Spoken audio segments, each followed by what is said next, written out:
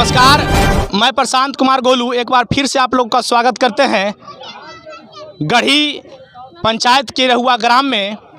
और मेरे साथ वही मुखिया प्रत्याशी हैं लक्ष्मी कुमारी, जो एक बहू हैं और ये पढ़ी लिखी हैं। मैं इसलिए नहीं बोल रहा हूँ कि बहू है और पढ़ी लिखी हैं। सबसे बड़ी बात और सबसे बड़ा विचार इनका ये है कि ये पढ़ी लिखी हो करके इतना हौसला करना कि अपने पंचायत के जनता के लिए कुछ करना और पंचायत के विकास के लिए कुछ सोचना सबसे बड़ी बात होती है एक बेटी के लिए।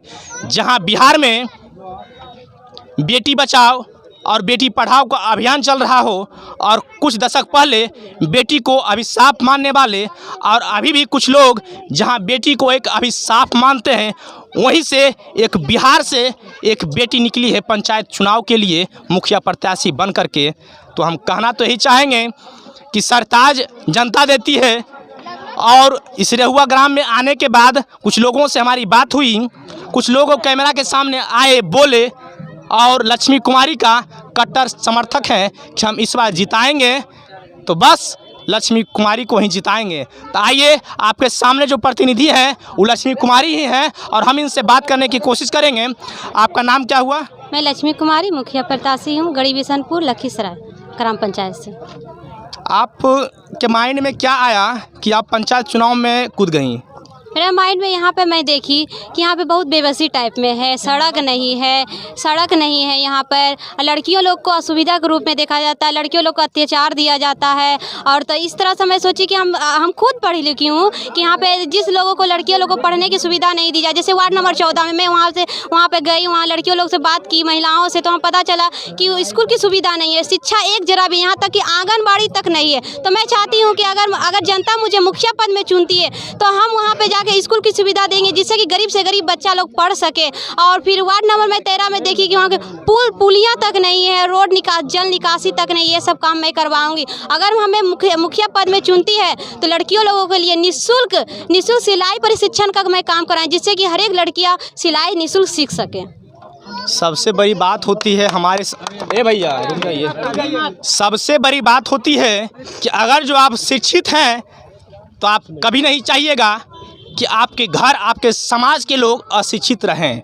आप कभी नहीं चाहिएगा कि आपके समाज, आपके बीच रहने वाले लोग अशिक्षित रहें। तो ये पढ़ी लिखी हैं और इनके मुखारबिंद से सिर्फ यही निकल रहा है कि मैं पढ़ी लिखी हूँ तो मैं अपने पंचायत की बेटियों को पढ़ाऊँगी और उसे रोजगार दूँगी ताकि वो आत्मनिर्भर भारत के सपने को साकार कर सके।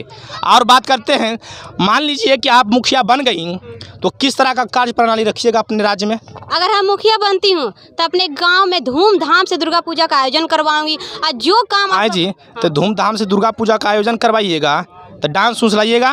नहीं, दुर्गा पूजा का धूमधाम, जैसे कि माँ का किस तरह पूजा करना चाहिए उस तरह से डांस उनसे थोड़ी ना करवाएंगे। और ऊपर से जो यहाँ काम नहीं हुआ, असफल है, उस काम को हम पूर्ण करेंगे। जैसे यहाँ देखिए कि आने में असुविधा है, सड़क नहीं है, और फिर देखिए पूरा नली टाइप में गली कूची, उस तरह का हम सड़क का सुविधा करवाएंगे हम।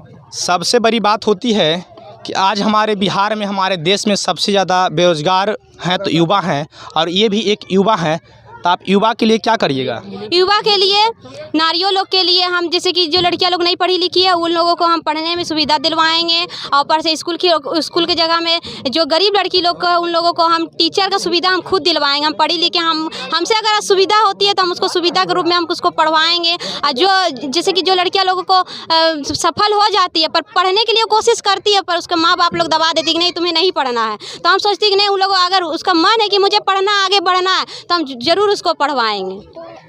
अच्छा, आप एक बहू हैं, तो घर से लेकर के पंचायती चुनाव तक क्या क्या असुविधा भी आपको झेलना पड़ा घर के द्वारा?